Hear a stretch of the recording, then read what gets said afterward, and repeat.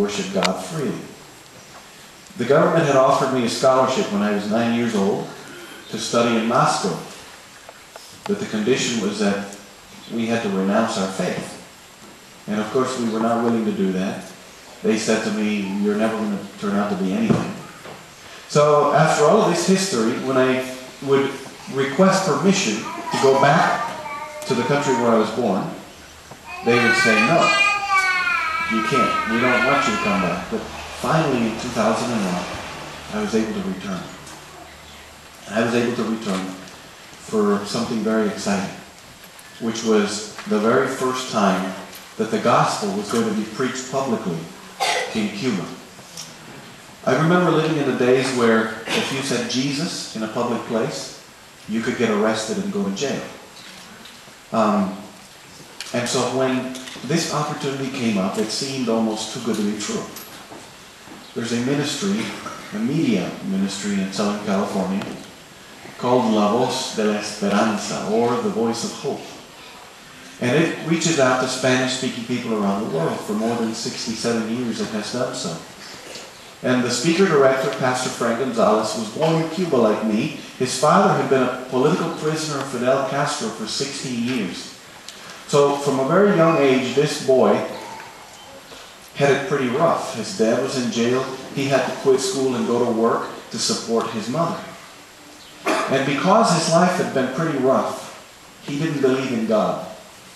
He said, "How can there be a God that allows these things to happen?" So he was pretty angry and bitter. But he was a pretty, what's the word I'm looking for? Brave young man. In fact, one day, he says that he was in the park and he got into it with a couple of other young men. Some kind of an argument. But he didn't realize that there were several other young men that were part of this group or gang, which after the altercation escalated, they went and got. So it wound up being about 12 young men. And he says there was going to be a fight. It was him, Frank, against all of them. And he said, "I'm going to get killed. These were dangerous young men." And as he was taking his coat off to get ready for the fight, he said to himself, "Well, I don't believe that there is a God." He says, "But if God, you do exist and you're out there, this would be a good time to show yourself." He says that the fight started. And as a young man would come at him, he would throw a punch and he would go off flying. And the next young man would come at him and he would throw a punch and he would go off flying. And this happened to every single young man. He never got touched. And he was allowed to walk away from that. And it says it changed his life because he said, "There is no way I could have beaten up 12 young men. And not only that, nobody even laid a hand on me." And so he said, "Okay, God, I'll give up. You must exist. You must have a plan for everybody's life, and I want to give my life to you." And so he was called into the ministry. He's been preaching for many years. And so he had this desire to go to Cuba, but imagine the son of an ex-political prisoner wanting to preach the gospel, not just in any place, but in a public venue.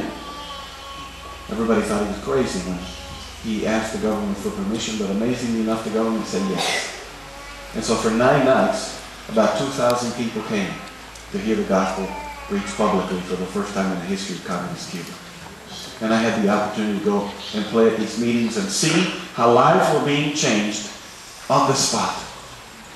You see, Cuba is a very far away place from New Zealand and a very different place than New Zealand, Australia, and the United States.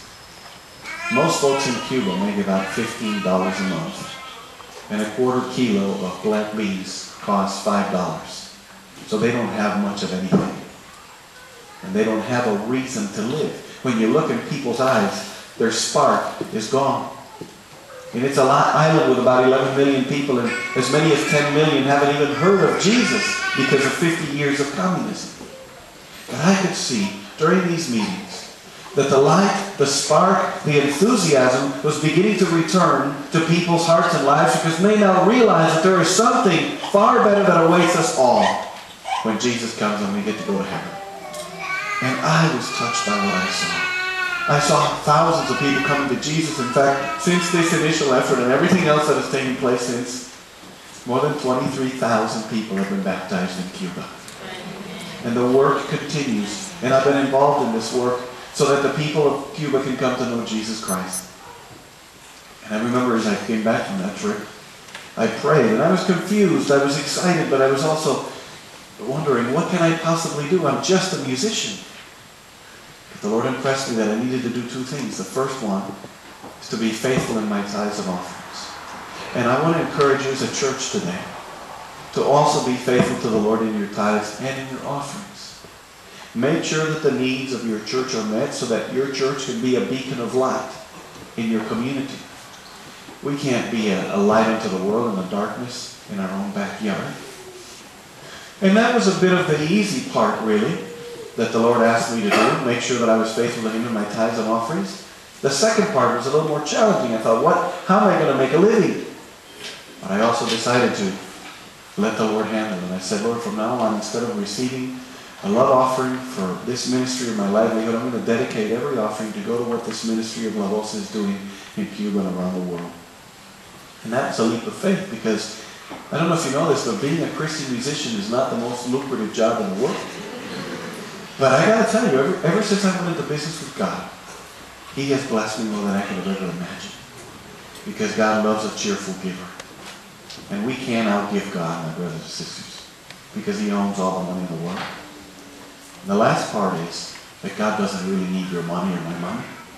What He wants is our loyalty and our faithfulness, so that in turn He can bless us more and show us how wonderful He is. And ever since then, I have been sharing with people wherever I go. Now, I do want to say that if you want to support this ministry today, there's a way that you can do so.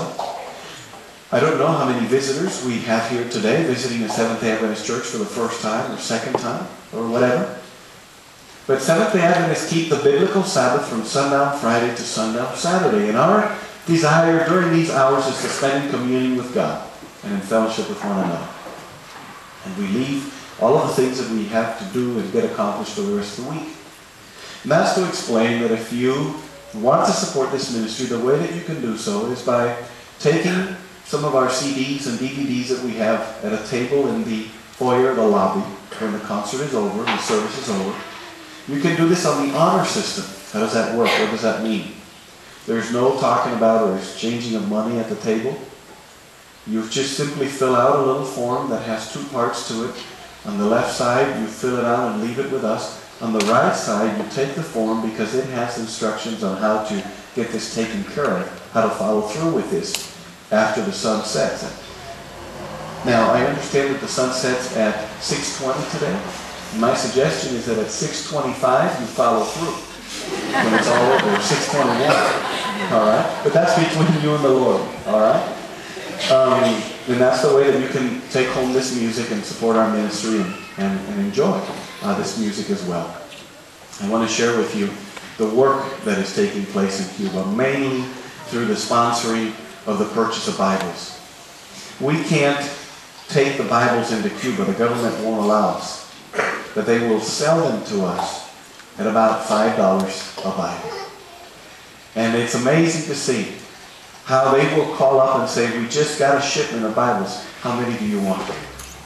And by the grace of God, we've been able to purchase tens of thousands of Bibles over the last few years so that people can come to know Jesus. In fact, there has been such a shortage of Bibles that the person that would go to Cuba before me, I go about once a year now, he would tell me that when he would leave a church after preaching, whether in the morning or the evening or whatever service it was, that he would stand at the door and begin to tear out books of the Bible to hand them to different families.